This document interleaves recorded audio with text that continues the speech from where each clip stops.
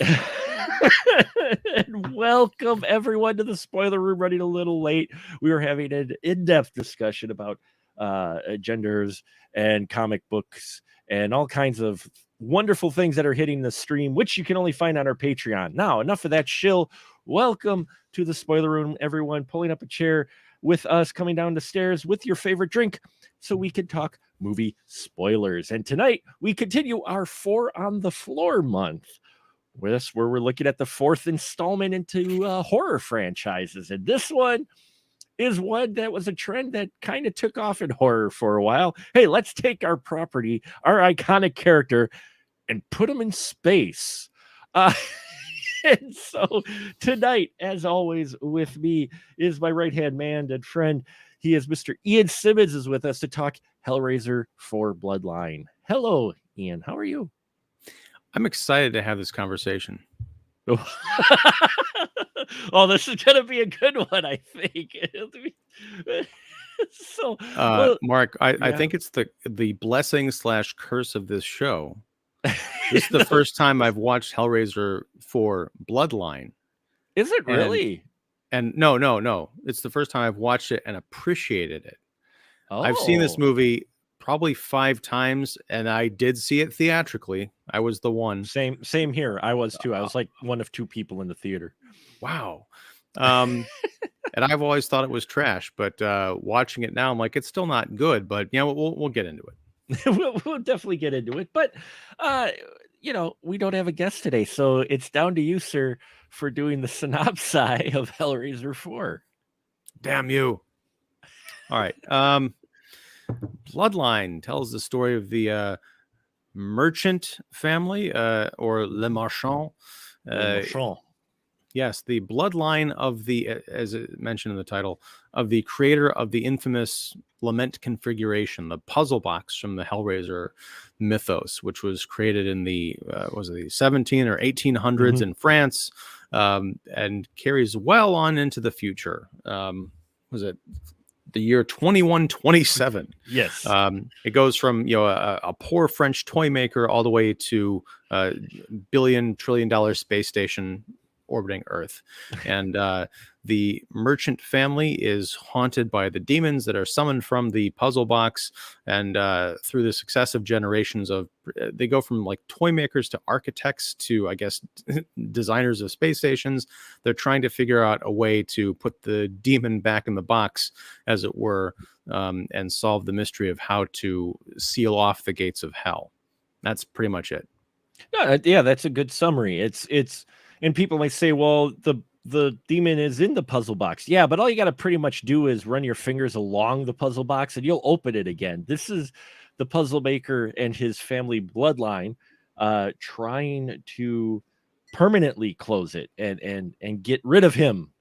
So you can touch the puzzle box or get rid of the puzzle box altogether, and no one can even release hell on Earth anymore. You see, Mark, when you start talking like that, it opens up all sorts of problems, and my estimation of the movie begins to backslide. Oh, I'm sorry. Well, like because they established that there is, after this box was created hundreds of years ago, that other boxes were made in its likeness, like kind of getting a key copied. So did those boxes all explode? What happens? Are they null and void if you run your fingers over them? It's just a giant paperweight now. I would say they're probably a giant paperweight because this is the original one. So, it's kind of like the master key. And if you close that, the rest would shut down. The replicas usually didn't work out as well anyway, that were made by any means. So what I found interesting about this, and when I watched it, I dug it. I dig this one actually quite a bit. Especially rewatching it, I realized my appreciation for it even more because up until this point it dabbled in the history of the puzzle box, but it still kept it quite a mystery, and sometimes a convoluted, confusing mystery to it, and how you get Pinhead and all of that. It was like, nope, let's just bring out the new heavy metal gang. Cenobites rock. In this one, at least I appreciate that they were trying to give one of the more I will say this is one of the more coherent stories for the Hellraiser series, as far as the way they keep things moving, and the story made. And now I haven't watched 3 in a long time, but Yeah. I remember 1 when I first watched it, and I watched it again recently, and I appreciated it a lot more. But when I was younger, I didn't understand what the fuck was going on. And then I watched Hellraiser 2, and I kind of got what was going on, but not really. I watched Hellraiser 3 for Terry Farrell. That was the only freaking reason. And what I was hoping happened, my teenage self, didn't happen. So I was even more disappointed with Hellraiser 3. And so Hellraiser 4 comes along and I'm like, okay, this is cool. I like period horror anyway. And I liked the Victorian piece, or whatever you want to talk it, where they go back to where this actually came from, this puzzle box. And I thought that story was interesting, and bringing forth a character who became, even at some points, more popular than Pinhead, Angelique, played by Valentina Vargas, who her Cenobite is got a huge cult following after this film, and her character in general. And so I liked the design of her character and the twin Cenobites as well. In general, yeah, I really dig Hellraiser 4 Bloodline. And I think it's because it's just a bit of a departure from the other 3, and that might turn some people off, but at the same time, yeah, I think it's decent. It's not breaking new ground. Don't get me wrong. This isn't like, oh my God, this is a solid film, but it does have an interesting story with some interesting characters in it. It keeps your interest, because you're kind of like, wait, how's this gonna play out? What's the mystery with the painting and all that, especially when they get to 1996. The painting, mean the portrait? The portrait with the trap on it, the portrait, the painting, or the drawing of what is supposed to trap. I thought you were talking about the painted portrait of Le Marchand. Oh no, which doesn't make any sense. No, that one, because he was a poor French toy maker. He would not have had a portrait. He wouldn't have been able to afford to have a portrait made of him. But no, yeah, the pencil drawing on parchment of the puzzle box with that weird squibbly do of the sort of like cosmic math equation of how to trap the Cenobites in this permanent light. Yeah, a lot of fascinating stuff there. And I agree, Angelique is a cool character. It's a shame. Yeah, people say release the Snyder cut, and we got it. I would like to see release the Yeager cut, because it's directed by Alan Smithy, another Alan Smithy. He's got such a big library of films that he's done.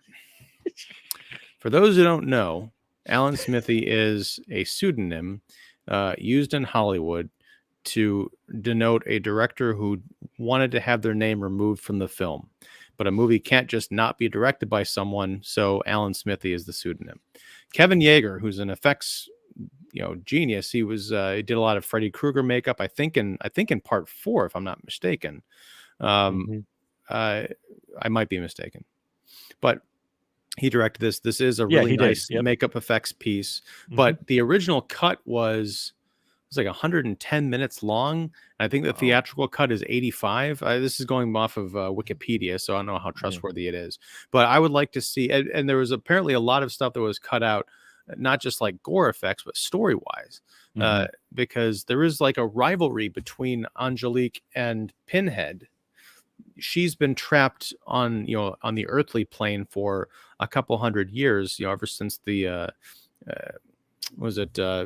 Monsieur Delisle. He's the aristocrat who commissions the creation of the puzzle box. He dabbles in the dark arts. He essentially uses it to summon a demon from hell and put it into the skin suit, literally, of this young kind of street lady, and this new Cenobite comes forth. It's a fascinating story.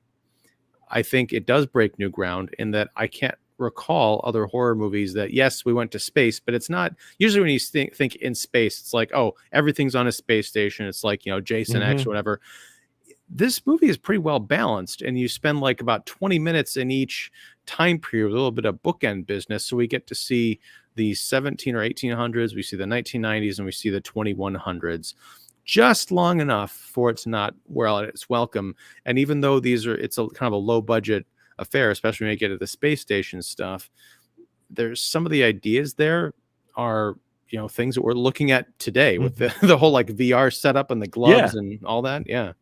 Yeah. Well, I thought that was a creative way. I'm like sitting there going, that's pretty cool. Having the robot open the, puzzle box behind a sealed, chamber to release Pinhead. I'm like, that's actually really cool. And especially when this came out in 96, that was, I mean, that was when you were getting into this kind of wild sci-fi angles for a while and concepts that, as you said, are now commonplace today, but they were just hinted at before.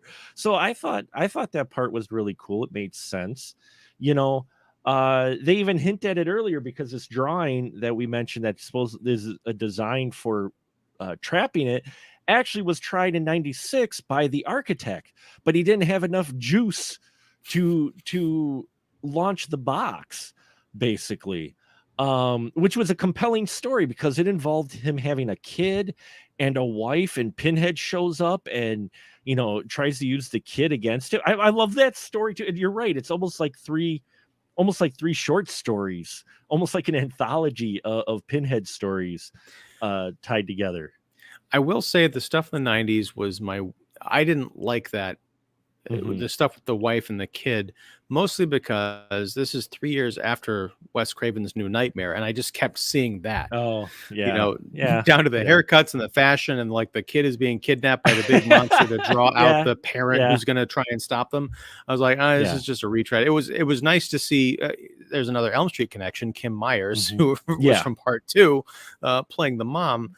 That was about it. But going back to some of the ideas that are in this story, there's a bit where I think it was Philippe Le Marchand was the toy maker, and back in France, once he discovers that Delisle has used his puzzle box as a tool to open the gates of hell and bring out demons, he's like talking to a friend of his was he also an artist, or was he the undertaker? I can't remember what they were doing, but it was like kind of in his shop.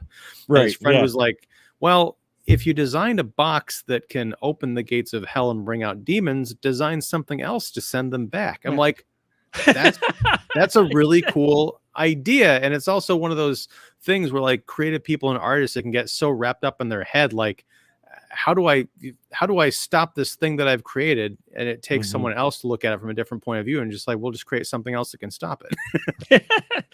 It was interesting, especially for, this isn't, I guess, not necessarily a slasher film, but still this type of this horror franchise at this point, to have someone come up with it, right along the lines of Friday the 13th Part 7, regardless of how you feel about it, you had a final girl who actually stood up to the iconic guy rather than trying to run, and who ends up being the final girl by last will, just before she dies. No, in this one, she goes toe to toe right away. Here again, we have the toy maker. They come up with this concept to lock him in another box, which is really cool. It's like, oh, and then that plan travels down his family line till they can actually get it right. And he tries it in 96 and it kind of fails. And then in space, we find out what's going on, which again is kind of that's a very interesting concept, at least, that this cursed family has been through modern technology. It's not like he had to go back to like the original wood and try to build you know what I'm saying? We've had that in horror films to where you want to dispatch the old demon, you're gonna have to go back to the old ways and dust off great grandpa's workshop and try to rebuild, the tool to defeat them. No, we don't have this. They're trying to use modern, points at the time to defeat the creature, and using this really old blueprint.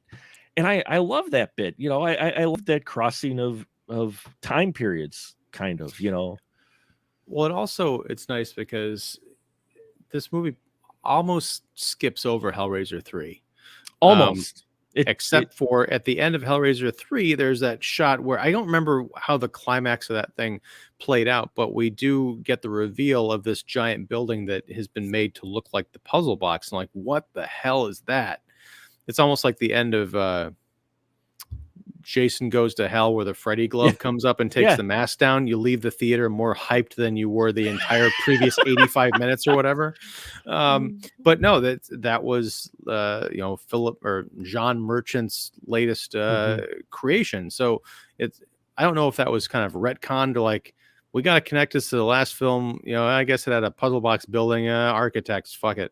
But it does have the connection as well, because at the end of 3, Terry Farrell's character takes the box and puts it in the foundation of the wet concrete of the building. Doesn't it sink down? And it sinks down, and then when the building is completed, we do see like the walls are like the way the puzzle box was designed. And you're right. When 3 ended, I love the ending of 3. I didn't quite care for but it was like, holy shit, a building that's a puzzle box. Well, and then you get into Hellraiser 4, where a space station that's a puzzle box. It's just I did like the fact that the whole building didn't become, it was like an evolution. It's kind of like the toy maker. He starts off with the drawings on the parchment, and he builds this, you see the actual fashioning of the box and the laying in of the brass, tiles. And then you've got the building, which is the next evolution of that, but it doesn't quite work. And then it goes to the space station. So you see the entire artistic process throughout this movie. I feel like we are giving this way more credit than it deserves, but there is a way to appreciate Hellraiser 4, despite all the kind of goofiness and stuff that doesn't quite make sense. There's a really solid movie in here. There is a solid movie in here, and it does, I think, its best to come up with the most coherent history that we've gotten to this point for the puzzle box itself. I mean, you really get the feeling of history following, the family, the puzzle makers, family line, and it is in there. It makes missteps, and you can tell the cuts. Actually, I mean, I didn't even realize that there was an extended cut of it, and I would love to see that, because there are bits in here that it seems to either gloss over or really jumps forward, jumps around a bit. You're like, wait, we're here already. I wanted to spend a little more time, and apparently, the cut wasn't just gorier, like you said. It added more plot and tried to give more like history and weight to the series, because we're talking 90s, so there's no guarantee they're going to make another one ever.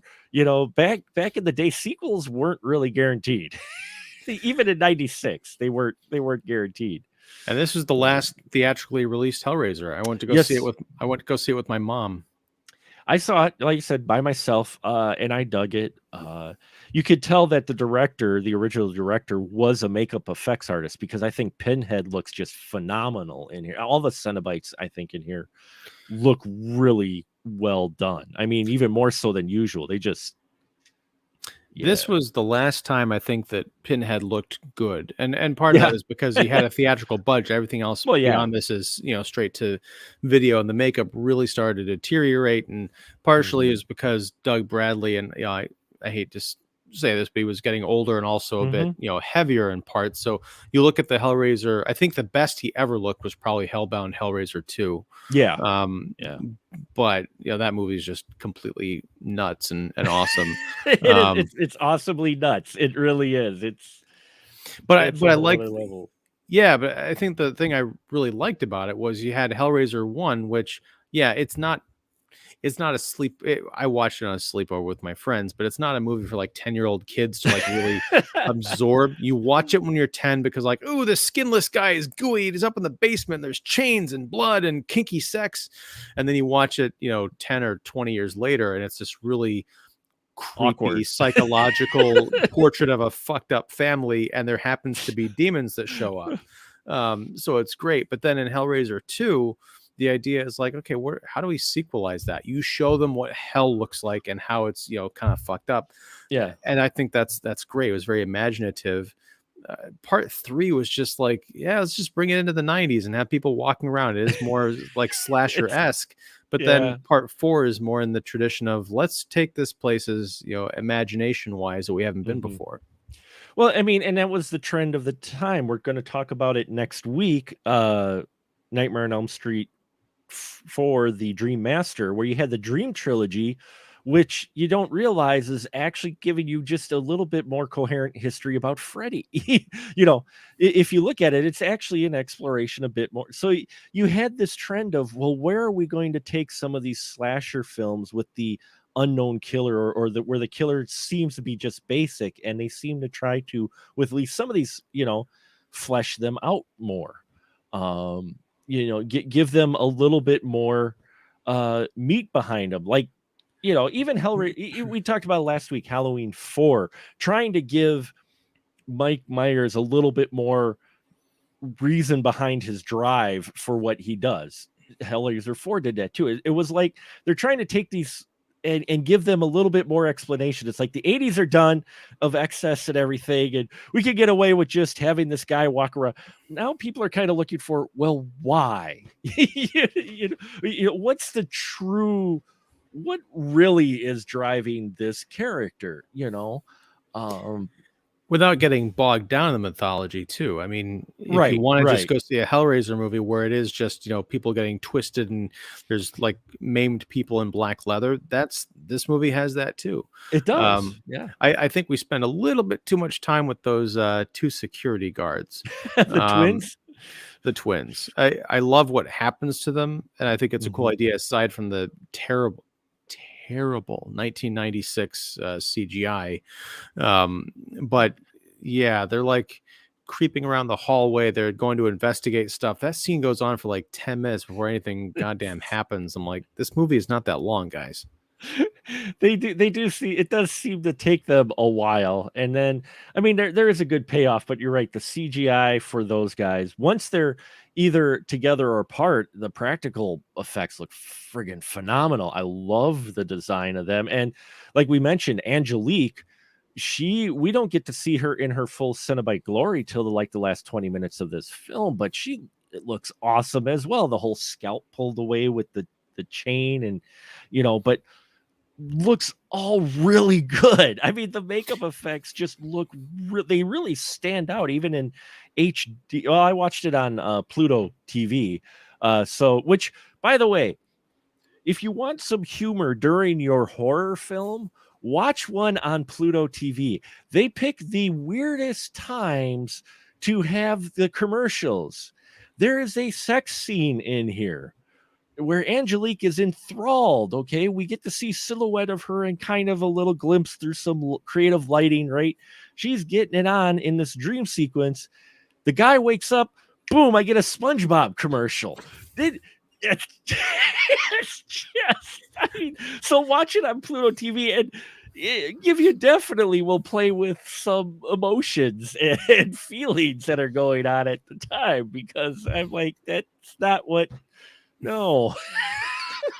I'll just say I'm glad Pluto TV wasn't around when I was 12, like sneaking down to watch TV in the middle of the night. Wow. Yeah. But no, like the makeup effects, the Angelique look, you're right, is iconic and it's cool, but I'm more impressed with her birth sequence, like when she's first summoned, because you get these kind of insinuations of Delisle and his servant or his houseboy, whatever, played by a very young Adam Scott. I think this might have been one of his first roles. Yeah, I think so too. Kind of filleting the flesh. Sorry, the flesh. Yeah, I'm hungry. Filleting the flesh off of this girl after they've killed her, and hooking up with the chains over this pentagram. It's very similar to the Julia birth scene from Hellraiser 2. Yeah. But we see the light coming in off the floor. The floor is kind of melting into jelly. And we see this thing coming up out of the depths of hell. And we get glimpses of something taking over the skin, putting the skin on. We see like the foot kind of like slipping into this massive flesh. And you're like, oh, that's almost like the demon putting on a foot sock. Yeah. And then eventually she rises up, and it's later in the 1990s when she confronts the Adam Scott character because he gets in her way. We see the black, hand with the claw kind of come out. And you get a better sense of what is underneath there. And you'll notice it doesn't look anything like the Cenobite form. No, it doesn't. And I don't think that's an inconsistency. It's just an idea of like, are the Cenobites do they even really look like that? Or is that what we kind of as people imagine? Like, is that the only thing we can handle because their true form is too ghastly, kind of like a Cthulhu thing? Oh, it might be. I had never thought about it like that, but those could be. It could be like that, dressed up in something a horrific way that a human could handle, but still be scary as fuck. Because all the Cenobites, that's the one thing. Again, it's kind of like Freddy. Even if you don't quite care about the Nightmare on Elm Street storylines, you end up showing up eventually for Freddy the character, and I think that's why these iconic these horror icons from the 80s and early 90s, why they've lasted so long is because it really started to center around the characters were so interesting and looking, at least in that people really glommed onto them. You wouldn't think they're the bad guy, they're killing people, but I love Pinhead. I've always loved the Pinhead design and his look and his interesting character, the whole concept that he has about, very alternate opposite of what a good person thinks about as good. But he talks about things that humans think are bad the same way things people talk about that they like, in the same way. But what he's saying, you're just like, that's fucked up, dude. Exquisite pain, misery. He talks about it with reverence. And yeah, I hadn't thought about it till now, but maybe these are just the real world representations of these demons because that's all we could handle. But yet they still want to kind of represent their true self, just not their true self. Yeah, I don't know if that's, I'm just like, making up nonsense, but she does have two distinct kind of modes. We don't, like, when she becomes the full Angelique as we know her, she doesn't like hold up her hands and they're like these black claws. She's just, got regular, I guess, kind of Cenobite hands. Yeah, I will say that, and this is sort of the downward spiral of the series as they go on to these direct-to-video sequels. But I think there's too much Pinhead in this movie. Because part of the fun of it is the mystique. Like, right, he's like in the first movie for, I don't know, maybe 5 minutes, if that combined total. Some of which is you just see him. He's not talking. You get more of him in Hellbound, but still that's more other character driven. But by the time he starts taking over the movies, kind of like Freddy did, Freddy at least was kind of jokey and scary. Pinhead, it's kind of his shtick to just like monologue, like you're saying, talk about some messed up shit, but in like this kind of lofty, poetic British voice. But it doesn't actually say anything that hasn't been said like, 20 times before. So when he's like, now Pinhead has a dog. Sure, like why not? He's got a hellhound. I mean, the hellhound, though. They got the teeth thing with the hellhound. I like the hellhound too, but it just seems very odd and kind of out of place. And I wonder if it was connected to that missing, half hour or something. Because it might have been. It doesn't seem like Pinhead came into our dimension just with this dog. Like, oh, I bought my dog. It almost like seems like they got stuck there somehow. Yeah. But like he's calling his dog to go like get people, and he's hungry. He's hungry. There's like 2 points where he's talking to John Merchant and Pinhead is monologuing, and Merchant pulls a Batman and like disappears. I'm like, no, you don't just sneak out on Pinhead. No, you don't. Even if his back is turned to you, like this is an agent of hell. He can summon hooks from nowhere. He knows if you're sneaking off. Well, the one it is hologram though. He was pulling the hologram angle. That's the other thing. Pinhead doesn't know that there's not a flesh and blood person standing right in front of him.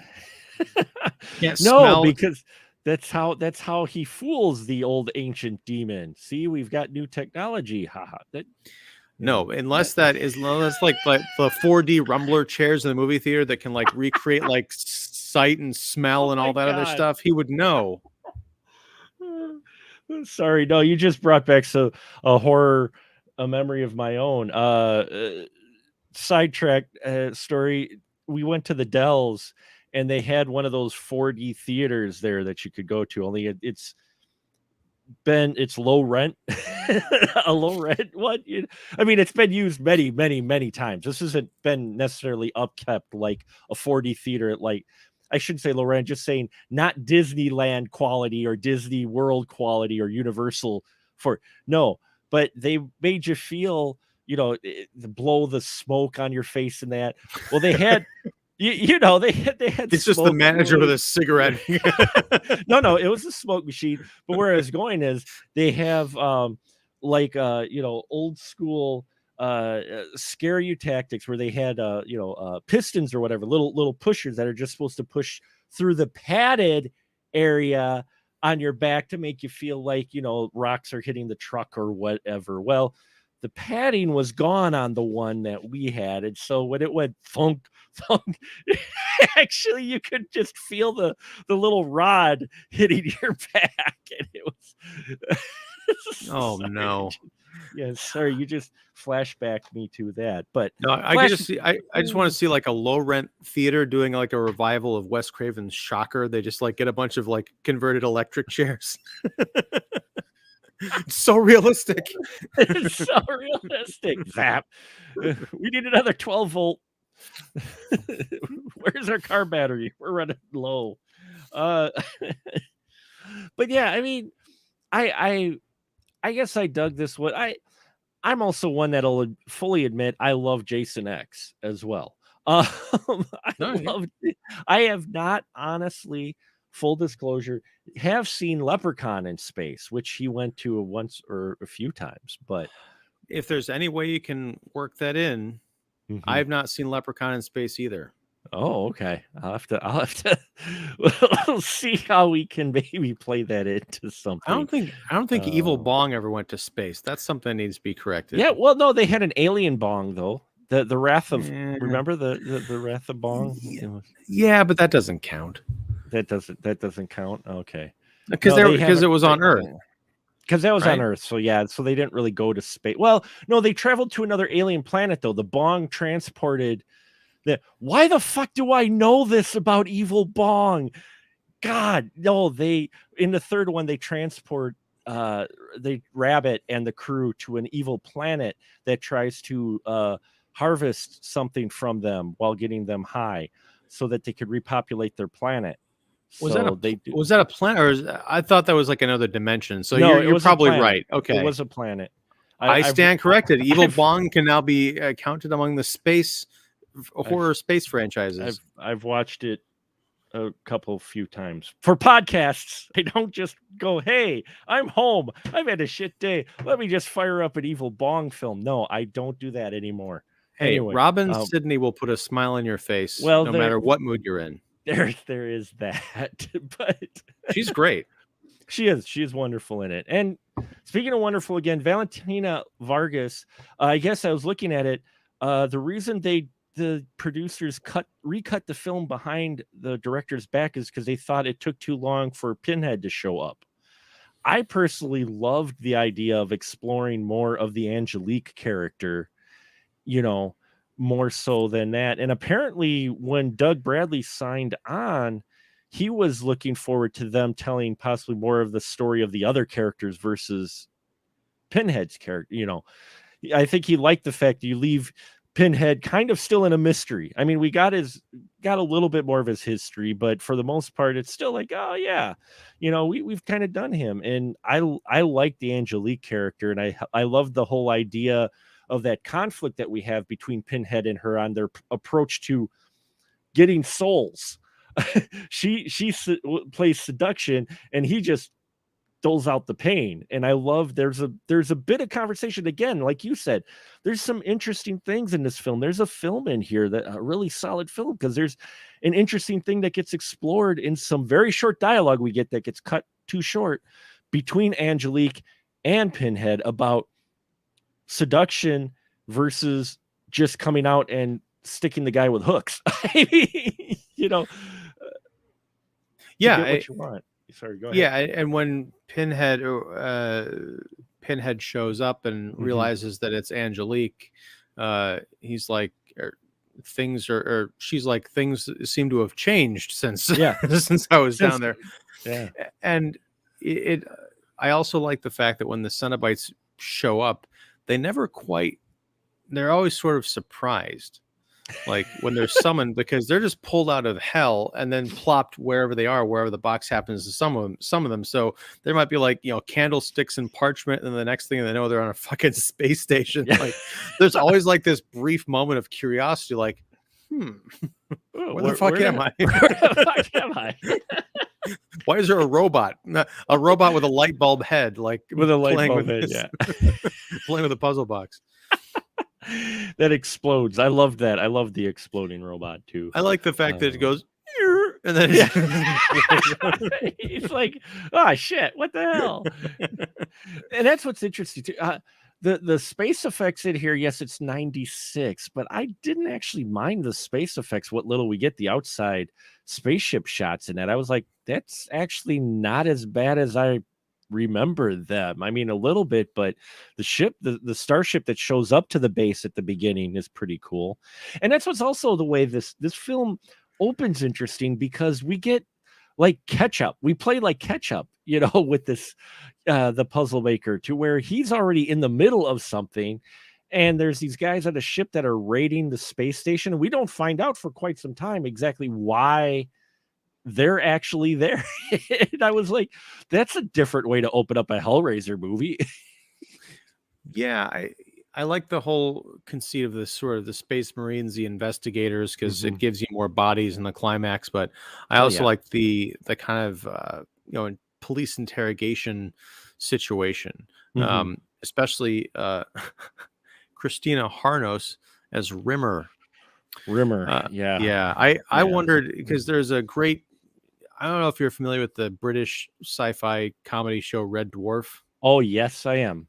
Haven't watched it in a long time, but yes, that's Rimmer was the main one of the main characters on there, and I wondered, because this is 96, so Red Dwarf was still in its popularity. I was wondering if that was like an in joke on someone's part, but at one point, Merchant says, "And what's your name?" And the actress kind of like, there's like a brief pause. She's like, "Are they really gonna make me fucking say this? It's Rimmer."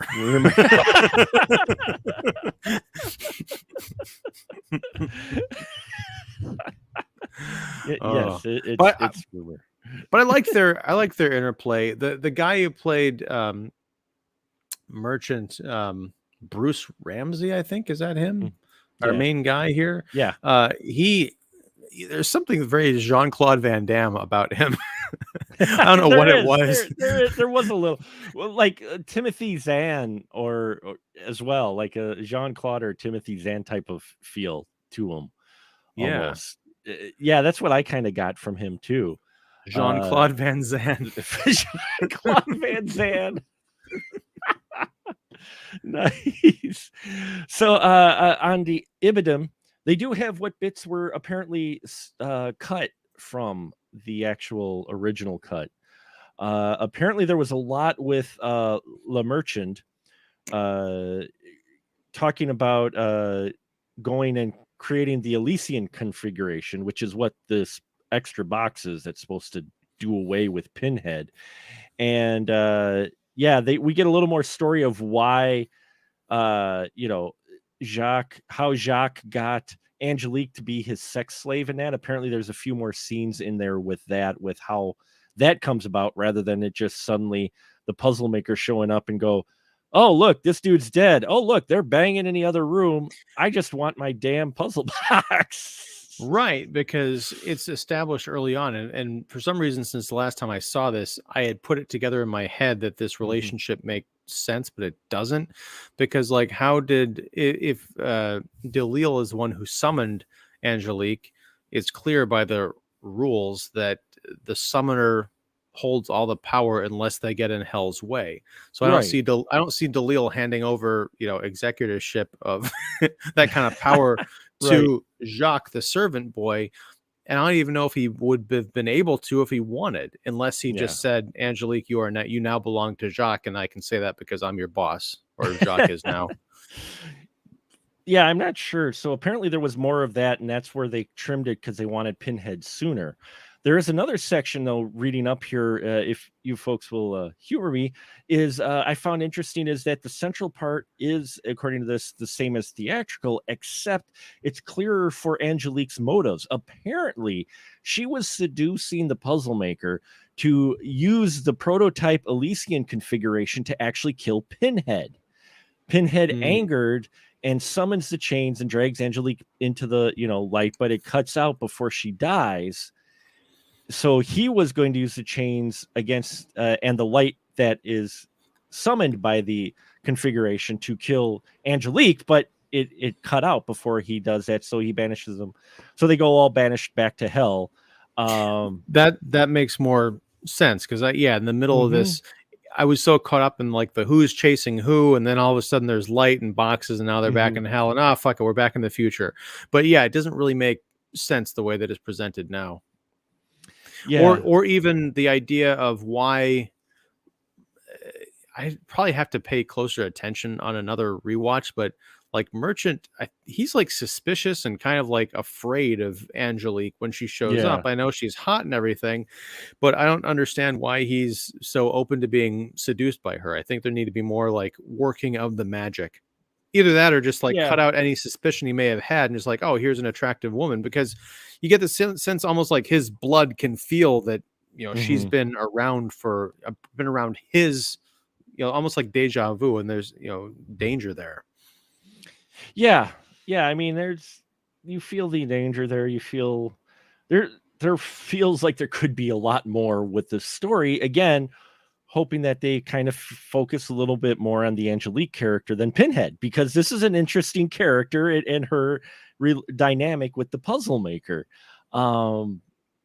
And so it would have been nice to see a little bit more of that, but that cutscene makes a lot more sense for the motivation of Angelique.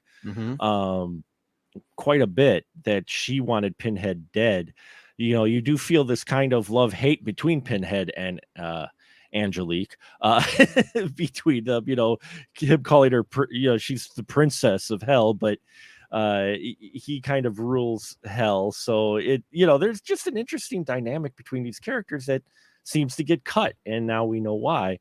Apparently, also to the summary, that the space stuff stays just about the same, except he doesn't tell his story to Rimmer.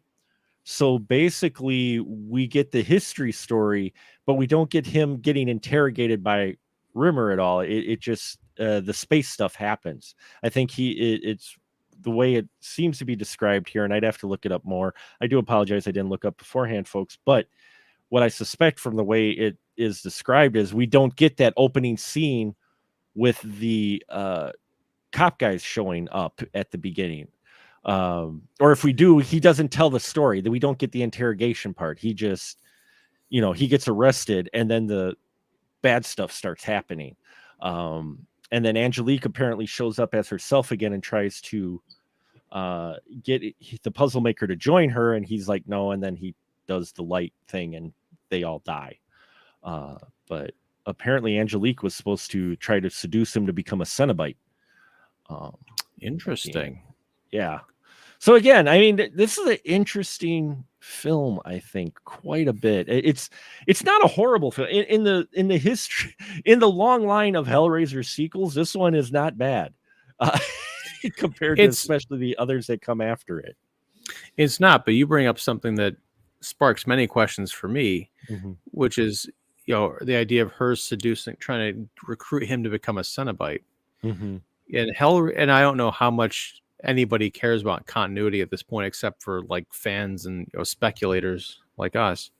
But in Hellraiser 2, what we see of hell is it's a giant labyrinth ruled over by Leviathan, who is manifested as a giant spinning puzzle box. Right. And at the end of Hellraiser 2, when Tiffany like reworks the configuration, kind of like it forms into a like this Diamond, long yeah. diamond, and I think it explodes or something. Mhm. But like if Le Marchand is the one who created the puzzle box, was he inspired by Leviathan's design of itself? Or did he Ooh, create this thing that gave form to whatever was in hell? That would be kind of an interesting idea. Like the idea of, in the Bible, before there was anything, there was just like the formless void until God made right. something out of it. That wouldn't it be interesting if the toy maker was the one who gave hell shape?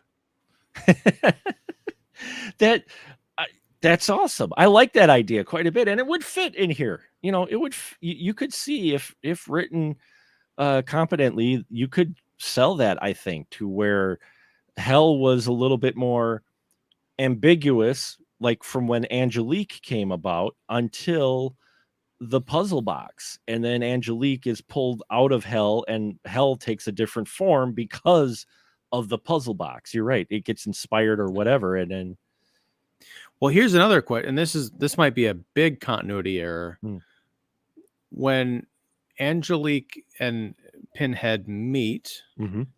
is that is that in the 90s, or is that That's in the 90s. in the 90s? Yeah. Okay. She'd been on Earth for a couple hundred years, right? Yeah, 200 years. Okay. 200 years, the boyfriend who was, well, not boyfriend, the guy who's been using her as a sex slave managed to watch his P's and Q's until he finally said, no, you can't go to America to see the architect. And then she was just like, oh, hell no. Right. And she apparently used some of her magic or something to keep him young, because he still Mhm. looked like he was 20 years old or whatever. Right. But no, my question is, she was summoned in the 1800s, it's now, or 1700s, and now the Mhm. 1990s.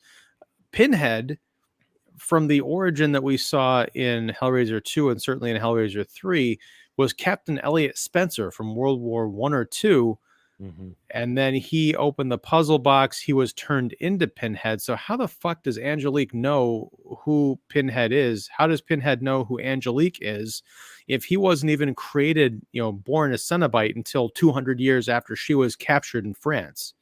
Well, because even though he was formed as Pinhead, the demon was already there in hell. The demon Well, would have been in hell, but when he opened the puzzle box, the demon that comes out that takes over the guy is Pinhead. that has not been established yet. The Well, idea is that and even in Hellraiser 2 with Dr. Chenard, the yeah, idea is that hell gets a hold of a human soul and twists it into a into Cenobite. Cenobite. Yeah. However, as we were talking about with Angelique, the possibility of this kind of formless, black-skinned, clawed Mhm. demon may take on the form. See, we need like a Hellraiser 10 or whatever the hell it is to really get into the mythos of I- this and come up with something cool. People say, "Oh, Hellraiser's dead." No, I just think it hasn't been really tapped yet. They need to stop trying to remake the first one and give us some good lore. Give us some good lore, because there's a lot of potential there because it hasn't been tapped into. Yeah, no, I I'm like all I for like that. I like what you're saying. The idea Mhm. that there was this thing that was waiting to take over Elliot Spencer. Right, and it took the form of Pinhead. Yeah, Right. But you know. I just don't think it checks out. And No, but we actually have a couple of comments here from we Mr. do. Baum. I Yeah. was just gonna go there. Robert Baum, he asks, there's his IMDb, but well, is this the apex for Valentina Vargas? She really wasn't in a lot of bigger things. She did French movies and such after this, but I think yeah, I mean, she did some TV, but this was probably the biggest movie she was in the US. And then she did a lot of TV and miniseries. Hmm. So this might have been I guess you could consider this the apex for her. And she didn't even want to do it necessarily in the beginning because of nightmares about Pinhead. But then the character Angelique, when she saw how she was written, she was fascinated to explore this character, which again, it feels almost like they were trying to lean towards, so having another character regular besides Pinhead possibly in this, or have Angelique rather than Pinhead, take over of sorts, quite a bit. Did Tiffany ever surface in any of the sequels? Not that I know of. I No, don't remember a lot of the direct to video stuff, but she never in the theatrical ones. Yeah, I think they actually brought her back in some of the comics. Mhm. But I know they brought Ashley Lawrence's Kirsty back in one of the later direct-to-video sequels that Yeah. I don't remember hardly anything about. The You- problem with a lot of those was that they weren't even really Hellraiser stories. They were stories for other shitty horror movies that they're like, hey, we could just put Doug Bradley in. Like literally, whatever the one after this one, Hellraiser 5 with Craig yeah. Sheffer, they literally, it's a bland, terrible detective drama that Yeah. in the last minute, Pinhead shows up and like, oh, you're going to hell, and they drags him away. Stupid. I forgot which one that was because there's been like 10 or 11 of them at this point. There's been a lot of them. Yeah, if you count, I think the one fan feature that they made and then a reboot supposedly. I haven't watched, but a lot of my friends didn't seem to care for. There's been a number of different iterations of Hellraiser.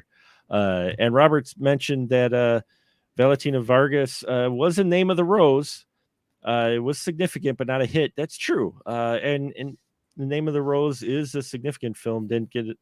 That's another one of those where it's if I remember it correctly, that's the one with the period piece. That's the one with Sean Connery, isn't it? Yeah, and a young Christian Slater. And a young Christian Slater. Well, look at that. There's a Christian Slater connection. This is pretty good. There's no stupid questions. Nice. Yeah. See, I'm looking big up Heather's fan. Oh yeah. I'm looking up that Hellraiser 5 and I can't I just typed in Hellraiser. Hellraiser Hellworld comes up before Hellraiser 5. that's Even the internet is trying to bury that. Even the internet's like, no, what Hellraiser 5? What the fuck are you talking about? There's no Hellraiser 5. What are you talking about? And Robert also said that in an interview Vargas, when she did Name of the Rose, she would eat lettuce while Connery would eat pasta. Well, because he's Sean Connery. We know about his history behind the camera, especially just alone with his experience with Canon and doing some films there, Highlander, and yeah. So okay, Mr. Connery. Hellraiser Inferno. Inferno was the next one. Okay. Yeah, so in 3 years, Mark, because that came out in 2000, we could do the special 25th anniversary of Hellraiser Inferno. Yeah. We'll be the only ones in the entire galaxy doing a 25th anniversary of a direct-to-video crappy Hellraiser sequel. All right, fine. I'll still be in my 40s at that point. We'll be good. Oh, dude. This is the 20th anniversary of Hellraiser Hellseeker, which is what brought back Ashley Lawrence's Kirsty. Oh yeah. Yeah. I know you're excited. I'm excited. I was like, this franchise devolved quickly after 4. And that's why I was kind of excited to cover 4 because it was the last breath of the theatrical Hellraisers. And then it just went to shit. It just, some are okay, but like you said, sometimes they could only afford Doug Bradley for an hour, a day, because it took a while to get the makeup on him. So then he shows up at the last minute, kind of like that other movie that had Michael Madsen in the poster, and he shows up for the last scene as a doctor. So, maybe that's why the makeup got progressively worse, because like the makeup time ate into the time they had with Doug Bradley. So at the end, they're just like, fucking got scotch tape and putting like plastic nails in his head. They're not real nails. They're the plastic nails kindergartners have. So they're multicolored. I will say there's in Hellraiser 3, there's the bit where Pinhead first comes back to life and he's stuck in that pillar and he's talking to the art gallery guy. Mm-hmm. There's something, I don't know what they were trying to go for, is like maybe he didn't have his full strength, so his pins weren't fully erect, but they're like pushed forward on his head. So it almost like he looks like a weird albino porcupine. I'm like, what is that? It's so dumb. Yeah, that's why I say I really enjoy the look of Pinhead in this one, because what we got in 3 was not as crisp and sharp as this one, So you could tell that an effects guy was involved in it. Yeah. And again, I like period horror as well, and it, that's why I like the period piece in here in the beginning with the mixing of the Hellraiser and the puzzle box and demons and 18th century, whatever, 17th century France. I like, we need more period piece horror that's done right, because I think it adds a different level of something. Like the stuff in France, even though we had seen Hellraiser, Pinhead and his hell and the hooks quite a bit, the stuff in France and that just felt more dirty. Did it more sleazy for what it, because it was that Victorian image of where you have this guy dressed like what you're used to seeing, like French nobles dressed up, but he's doing some gritty and it's nasty and it's sleazy and and I think you've got an extra level there because it's a period piece, because it's set in something that you normally picture as being very picturesque.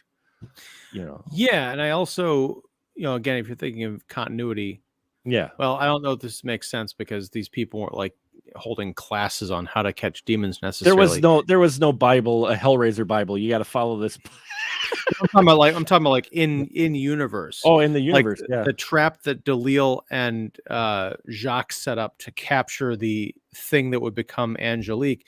It looks all very elaborate, right? The hooks and stuff and the skin suit.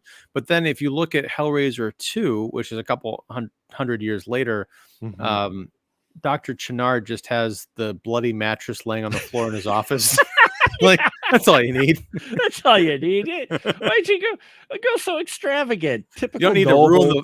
Yeah, you don't need to ruin the floor. You don't need chains. Why? You know how long it takes to hang every one of those chains from a ceiling, especially a vaulted one? Come on, who needs that extra work? You're just raising a demon. I mean, shit. What do you need? A bloody mattress and a buck. There you go.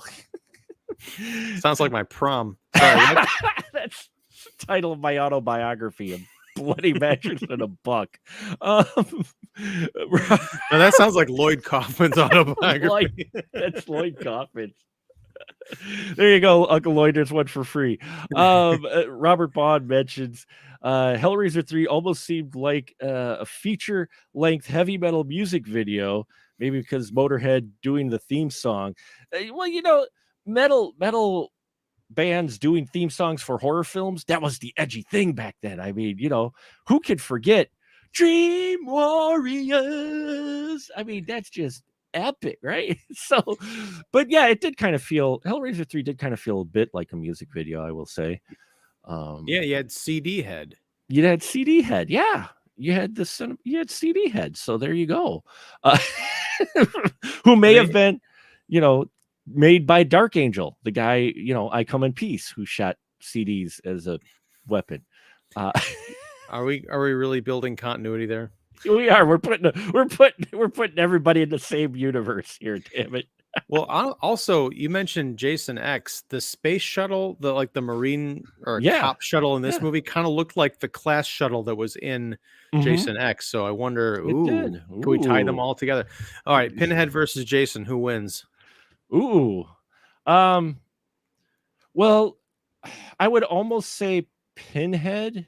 Well, which Jason are we talking about? Are we talking Uber about Jason? We're talking Uber Jason. Okay, are we talking before or after the nanites got to him? Well, the nanites created Uber Jason. They did. So Uber Jason. So it'd be hard to say if the hooks will cut through the titanium, alloy that was part of Uber Jason, but they might be able to tear him apart. But that doesn't necessarily mean Jason is dead. We know that much. So I think it might be a draw. Whereas Pinhead would probably incapacitate Jason. I don't think Jason would be eliminated. He'd just wait to either reconstitute himself or something, or become a Cenobite, which would be interesting. Cenobite Jason. Ooh.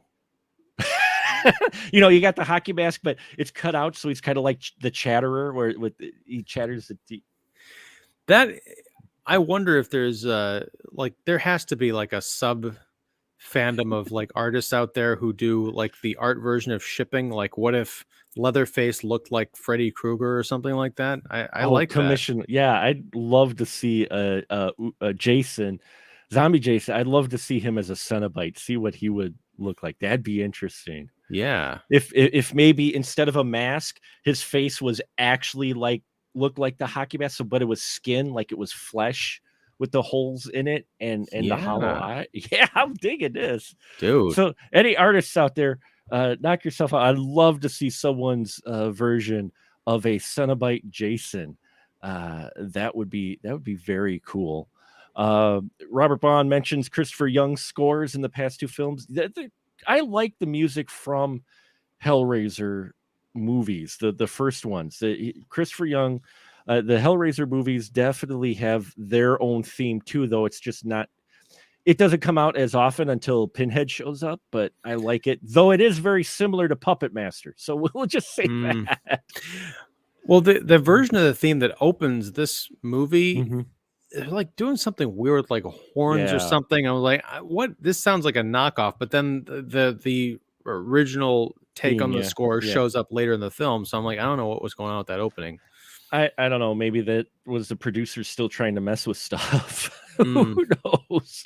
That Alan Smithy. Right. Yeah. Dang, Alan Smithy always messing with films. And then how about Pinhead versus the guy Doug Bradley played in Nightbreed?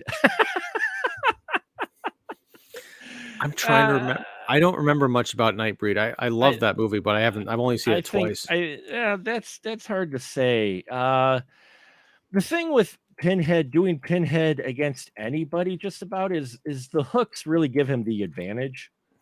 Over a lot.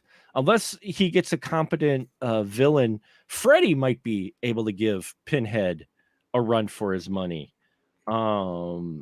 I would say out of all the slashers, I think he'd give him the most competition out of all of them, quite a bit. Yes, by Puppet Master, I do mean the Charles Band series, which I've seen them all.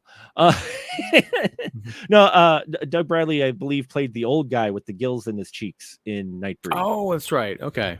Yeah, no, sorry, Robert, Pinhead straight up on that one. In most battles, again, Pinhead would, what about the guy in Lord of Illusions? Okay, well, Lord of Illusions might give him a run for his money. Pinhead would have to go against someone who is a bit more other earthly than, say, a Myers or a Jason or even some of the guys in Nightbreed. So Freddy, yeah, Lord of Illusions guy maybe.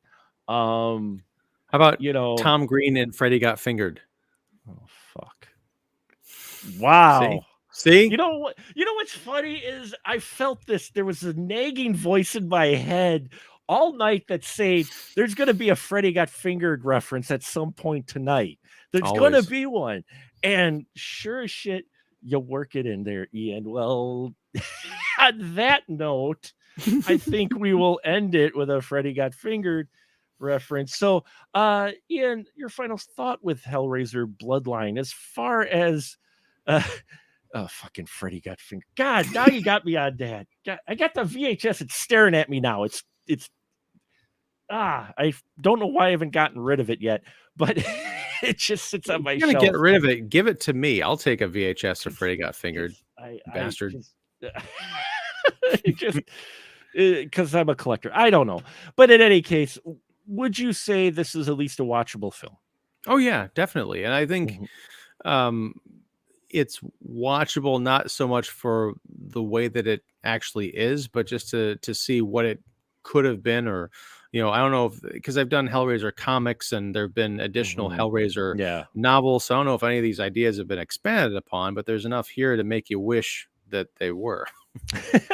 There's a lot of interesting concepts and ideas in here, and it makes me wish, you're right, they should release the full cut for this film, because I'd love to see what that came of, and you could see a stringy haired Adam Scott too. So I hope that there's not much more of him in the. I like Adam Scott, but in this one, you can very much tell it's the first movie kind of.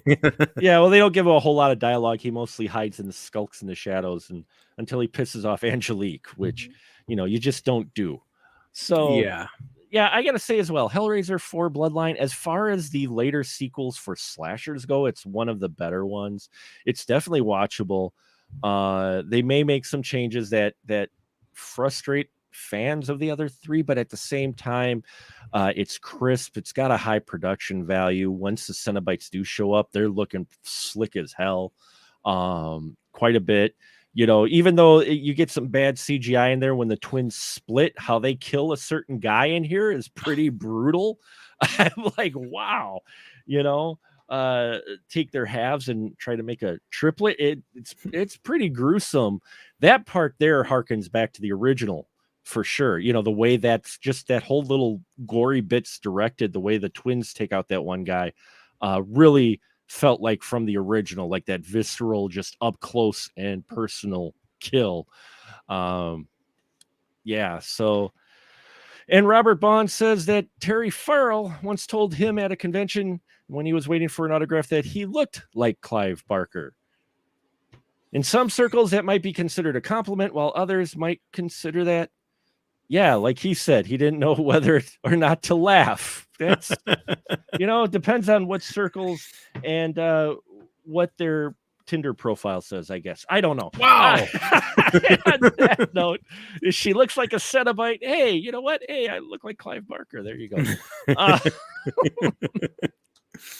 So thank you all for listening to us talk about this. Yes, next week is Nightmare on Elm Street for the Dream Master. So which I'll have to watch Dream Warriors beforehand. Well, I won't have to. I just love Dream Warriors. Yeah, you get to watch Dream Warriors again. I get to watch Dream Warriors again just because that movie's just so much fun. So there you have it. Thank you so much for listening. Now, as always, license to shill for my good man here, Ian. Please, sir, the floor is yours. Thank you. And there's no demons coming up out of that floor. There's no demons coming out of that floor. No. I'm Ian Simmons. I run Kicking the Seat, which you can find at kickseat.com. You can also find me on YouTube. Just go to YouTube and look up Kicking the Seat. Please like and subscribe and all that good stuff. We do movie reviews and interviews and all sorts of crazy stuff. Been a little slow lately. I'm down to like one video a week as opposed to my normal 3. Oh no. I'm telling you, this new year has been brutal. Like stuff's blowing up at the old day job and all that good stuff. So yeah, come check me out. Plus, I don't know that I'll be able to join you next week for Elm Street 4, which sucks because I love that movie. But do you really? Yeah. I remember seeing that vividly in the theater. I'll have to tell you my whole Elm Street 4 spiel another time, but it probably won't be on that show because I may be traveling. But I'll be catching up on the replay, as it were. Well, that's good. Good to hear that you catch on the replay. Yeah, we're going to have a full boat for that one. So that's going to be interesting. You'll have all of the Dream Warriors. I'll probably have all the Dream Warriors. Yeah, for sure. And then we're going to give you a little taste of what's to come. Then we're going to end the month with Jason 4, which is going to be an interesting one. I haven't watched that one in ages. So lots of stuff to look forward to, folks. Please, if you're interested at all, even more stuff, we got our Patreon and all that good hunky-dory things. Thank you so much to our 3 or 4 viewers that we had tonight. We had Gingham Ginger showing up. Thank you for showing up again. Always fun to have you in there. And as always, Robert Baum dropping the knowledge bombs. So we should start calling him Robert Knowledge Bomb. So I would get his consent on that because he might hate that. That he might, I wouldn't want to insult the man. So for now, thank you so much, our live chatters, and thank you everybody for listening. A new season, 2 years straight, doing an episode every week, and yeah, I'm feeling it. So in a good way. So thank you all for listening. And now we're wait. Says okay. All right, Robert, we've got the official okay. Thank you. He's Robert Infobomb. So there we go. I'm digging that. So thank you so much, all. And now you just say a good night, everyone. Good night. Good night. It's no longer time